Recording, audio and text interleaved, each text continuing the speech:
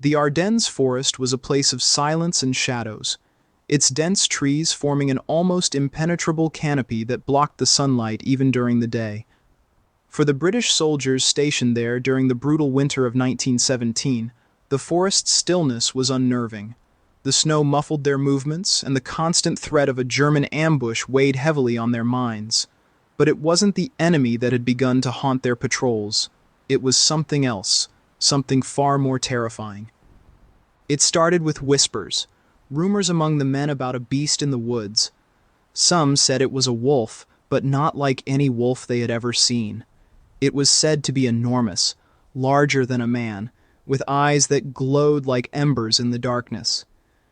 At first, the officers dismissed the stories as campfire talk, the product of overactive imaginations in an unforgiving environment.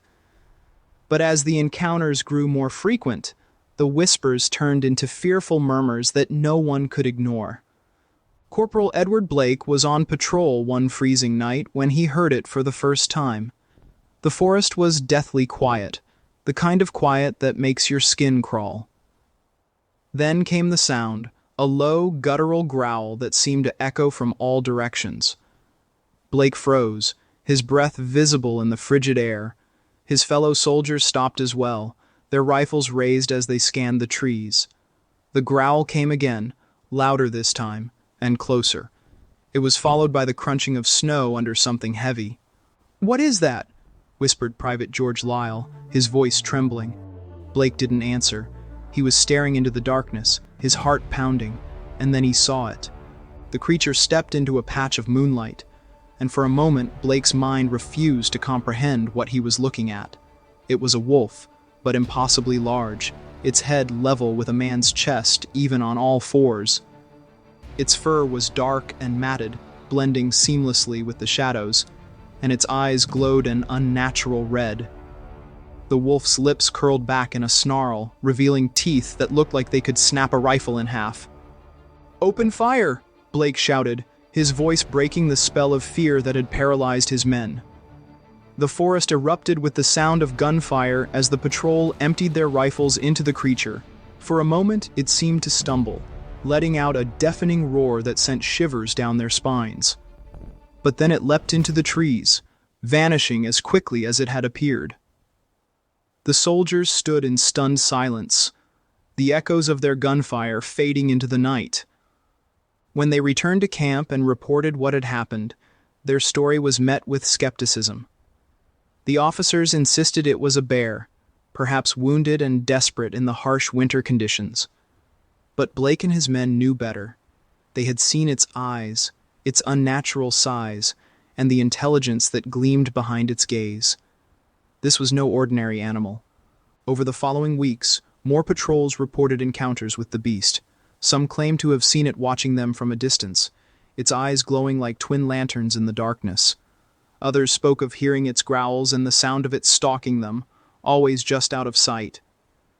A few unfortunate souls never returned from their patrols, their fates unknown but whispered about in hushed tones around the campfires. The soldiers began to take precautions. They carried extra ammunition, stayed in larger groups, and avoided the forest at night whenever possible. But the creature seemed to grow bolder. One night, it attacked the camp itself. The sentries were the first to see it, their shouts of alarm piercing the cold night air. The beast charged through the perimeter, scattering men and supplies as it went. It moved with a speed and power that defied belief, shrugging off bullets as if they were nothing. By the time reinforcements arrived, it had vanished back into the forest, leaving behind a trail of destruction and fear. The attack forced the officers to take the threat seriously.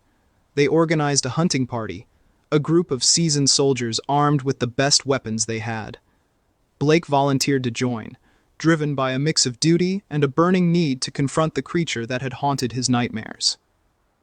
The hunting party set out at dawn, their breaths visible in the icy air as they followed the tracks the beast had left in the snow. The tracks led them deep into the forest, to a part of the Ardennes that even the locals avoided. The trees here were older, their gnarled branches forming grotesque shapes that seemed to reach for the soldiers as they passed. The air grew colder, and an unnatural stillness settled over the group. Even the birds and small animals that usually inhabited the forest were nowhere to be seen. As they moved further, the sense of being watched grew unbearable. Blake could feel the weight of unseen eyes, and every snap of a branch or rustle of leaves set their nerves on edge. Private Lyle whispered, "Do you feel that? It's like the forest is alive." No one answered, but the unease was palpable. They found the beast's lair in a cave at the base of a rocky hill. The entrance was strewn with bones, some animal, others disturbingly human. The soldiers exchanged uneasy glances, their hands tightening on their weapons. Blake took the lead, his rifle raised as he stepped into the cave. The darkness swallowed them, the faint light from their lanterns casting eerie shadows on the walls. The beast was waiting for them. It lunged from the darkness with a snarl, its massive form filling the narrow space. The soldiers opened fire, the cave lighting up with the flashes of their weapons. The beast roared in pain but didn't retreat. It fought with a ferocity that none of them had ever seen, its claws slashing through flesh and bone with terrifying ease. Blake fired until his rifle clicked empty, then drew his bayonet as the creature charged him. In the chaos, one of the soldiers managed to throw a grenade. The explosion rocked the cave, deafening everyone and sending a cloud of dust and debris into the air. When the smoke cleared, the beast was gone. All that remained was a trail of blood leading deeper into the cave. Blake hesitated, his instincts screaming to pursue, but his men were battered and bloodied. "Fall back," he ordered, his voice heavy with frustration and fear. As they exited the cave, the forest felt different, as if it were holding its breath. The men's steps were slow, their eyes darting nervously. The soldiers knew they hadn't killed it, they had merely angered it. When they returned to camp, the survivors were hailed as heroes, but their victory felt hollow.